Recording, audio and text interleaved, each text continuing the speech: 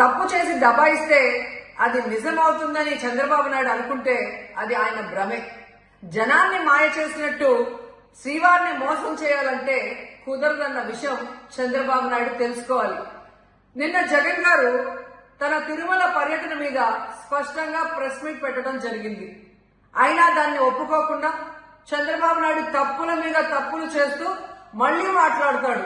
జగన్మోహన్ రెడ్డి గారు తిరుమల రావడానికి భయపడుతున్నాడు, డిక్లరేషన్ ఇవ్వబడుతుంది కాబట్టి ఎస్కేప్ అవుతున్నాడు అని చెప్పి సూటిగా చంద్రబాబు నాయుడు గారికి చెప్తున్నా.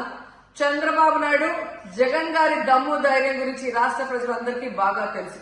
నిన్న కూడా ఆయన భయపడేవాడైతే అంత స్పష్టంగా ప్రెస్ మీట్ పెట్టి ఏ విధంగా తన మతం మానవత్వం, తను ఏ విధంగా బైబిల్ చదువుతారు, బయటకు వచ్చినప్పుడు హిందువుల మనోభిప్రాయాల్ని గౌరవించి గుళ్లకు వచ్చి పూజలు చేస్తారు, అలాగే మసీదులకు వెళ్లి ఎలా పూజలు చేస్తారు, అలాగే సిక్కుల్ని గౌరవించి ఎలా వాళ్ళ పూజలు చేస్తారో చెప్పడం జరిగింది. ఈ రోజు మీకు క్లియర్ గా తెలుసుకోవాల్సిన విషయం, మీకు దేవుడు అంటే భయం భక్తి లేదు కాబట్టి ఏంటనేది మీకు అర్థం కాదు. కానీ ఒక భక్తుడికి దేవుడి దగ్గరికి వెళ్ళాలి అన్నప్పుడు ప్రశాంతమైన వాతావరణంలో వెళ్ళాలనుకుంటాడు, ప్రశాంతంగా భగవంతుణ్ణి పూజించాలని అనుకుంటాడు.